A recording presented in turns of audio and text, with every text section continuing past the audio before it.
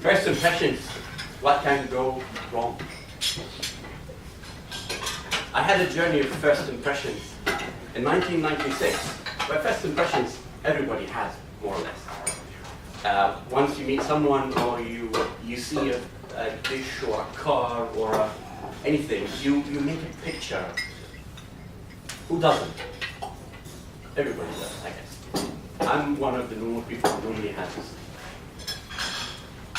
In 1996, I wanted to travel to UK, and I got my visa, packed up, everything ready, but there was one problem. And the problem was, I cannot fly from Libya. Libya was under embargo at that time, and I had to drive one of the countries. So Egypt was the closest to me. And there were it starts. I call this a journey of first impressions, because I had all sorts of things there. Arrived at the border, checked out the last checkpoint of the Libyan border, and went in the Egyptian border. Stepped off my car, I went to the office, stood in the queue, and waiting for my passport to be stamped, so I can go in. And out of a sudden, an officer came out of this office and came to me and started talking to me.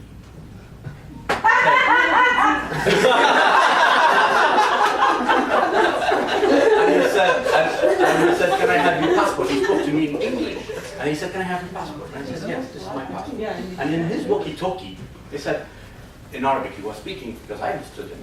But he was saying in Arabic, he thought I was not an Arab. He said, yes, he's Italian with a Libyan fake passport. Italian, where? And he very politely said, can you walk with me? And I went to the inside the office, and they were speaking together, two officers. No, he's Italian, no, he's not. No, he's Italian, no, he's not. But his Libyan passport, no, it's fake. But the UK visa is there. No, it's fake. He must be deported. And in about like 2 hours of that. And I was sitting there just watching and hearing them talk. And then at the end, I was fed up and I went to them and I said, look guys, whatever you want to decide, do. But as long as you believe I am Italian, I am hungry, so a pizza would do for me. They laughed and then eventually they let me go. This was number one of the day. And it kept going. Then, arrived at the airport in Cairo, took the plane, landed in UK, and there was a taxi driver waiting for me, holding a sign saying, Mr. Tatanaki, that's my family name. I went out of the airport, I went out of the terminal, I found this sign, I went up and said, hello, I'm Mr. Tatanaki. Okay, and he went. And I followed him. And he was picking up the phone because he thought I wasn't speaking English as well, or at least at that time I was understanding a little bit. But he picked up the phone and then was talking to his friend. He said, hey, the Jap I told you about is he's actually fat and has white eyes. I was a Japanese. Because of the name, he had an impression of the name Tatanaki apparently sounds Japanese. Wait, I'm a Greek in roots, so. And he drove me all the way to Oxford, where my school there. But on the way, we started speaking to him, and I said, well, why did you say I'm Jap? Why am I Japanese? I said, well, your name, I had an impression, and he was laughing about it, we laughed about it. And then before I arrived, I thought, you're coming from Japan, so it was a long trip, so I bought you a sushi. But with no words, I gobbled up that sushi. I ate it all before we arrived, and I said, yeah, next time I'm Japanese, if you pick me up from there. Arrived at the school, and the teachers wanted to me feel home because they thought I was coming from a long trip. And I found two of them wearing Japanese customs. And with sushi on the table as well. I ignored the customs, I went all the way to the sushi. You could tell. But I was speaking all the time. Time. The last one of the day, of that day, it was when I went into the student room, was full of students. New ones. All of them just arrived today or the day before. One of them was Italian, his name was Paolo.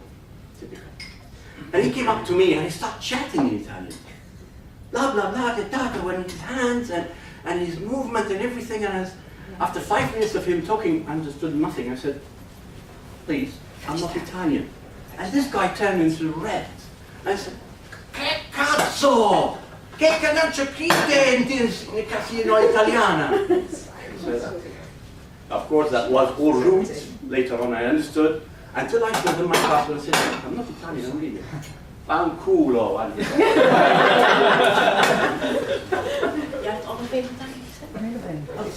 That was all understood, that's fine.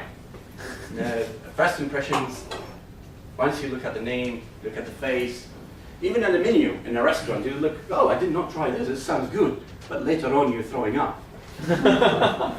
First impressions, that's fine, as long as you adjust later.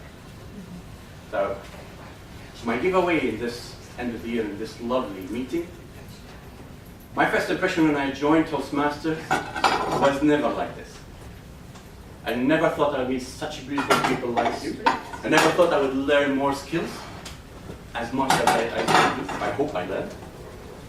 I'd encourage you, if you have any first impression about someone and it's strong, please approach. Or if it's about food, please try, because you might very well change your mind. Thank you.